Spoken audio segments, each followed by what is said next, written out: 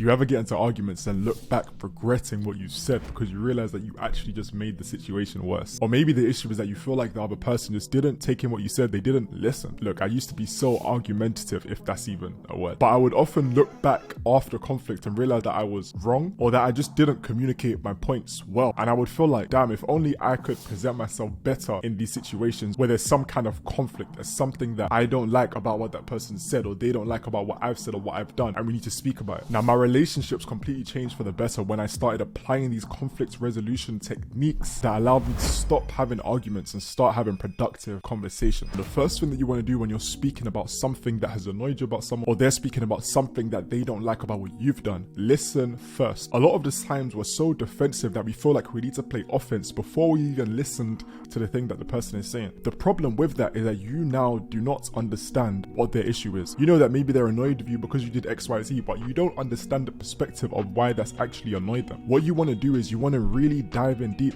even ask them further questions to understand exactly how they're feeling and why they're feeling that way. The key is to get out of your own head and understand that person's perspective. A lot of the times in situations of disagreements and conflicts, we're so focused in our minds of, what can I say? What can I say to convince this person that I'm right? What can I say to get this person to apologize? But that's how you mess up. You want to keep an open mind in this conversation that you're having and realize that there is a possibility that you could be the wrong. Now, after listening to them and really listening, by the way, take in what they're saying. Don't just listen to her. Don't just sit there like pretending that you're listening, right? Actually listen to what they're saying. And after doing that, now you share your perspective and make sure it's clear that it's exactly that. It's your perspective. You're not saying, no, you're 100% wrong. You're the person that was in the wrong. I didn't do anything wrong, blah, blah, blah. Share your perspective of why you believe that what you did was the right thing and what led you to that decision. You gotta understand that most times the best way to change someone's mind is to let them themselves come to that conclusion, rather than telling them how to think, rather than telling them, no, you're wrong, I'm right, you did the wrong thing. Help them understand why you think the way that you think and let them come to the conclusion that, hold up, actually, yeah, I did make a mistake. Let them come to that conclusion themselves. Trust me when I say, if more people went about their relationships and conversations like this, there would be so much less drama, there would be so much less conflict, there would be so much less arguments.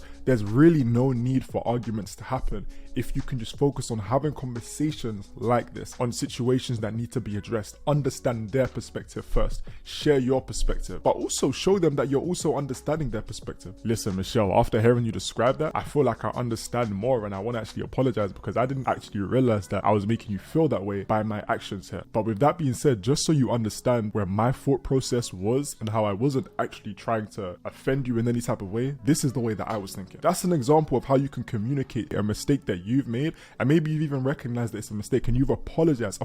Look, drop the ego. Sometimes we don't want to apologize because we're like, no, I want to win the argument. Listen, forget all of that. The focus, especially if this is a relationship that you value, whether that be a friendship or a romantic relationship, whatever it is, right? You want to make sure that the winning scenario is that you've both come to a common understanding and you respect each other's perspective. That's the key. The winning scenario isn't one person loses or one person wins. The winning scenario is that both people win, either because one person gets an apology and the other person understands how they did wrong. It's coming to this common understanding of realizing, you know what, I understand your perspective and you understand my perspective, and we can move forwards together. Understanding all of this is great and will 100% help you, but if you find yourself quick to anger, you find yourself struggling to deal with your emotions during these times, and it starts to transform into an argument rather than just a conversation, these things will be useless and they won't work. So go ahead and watch this video I made on how to actually control your emotions. With that being said, you can call me The Real Shay because you know I come in the realness every single time.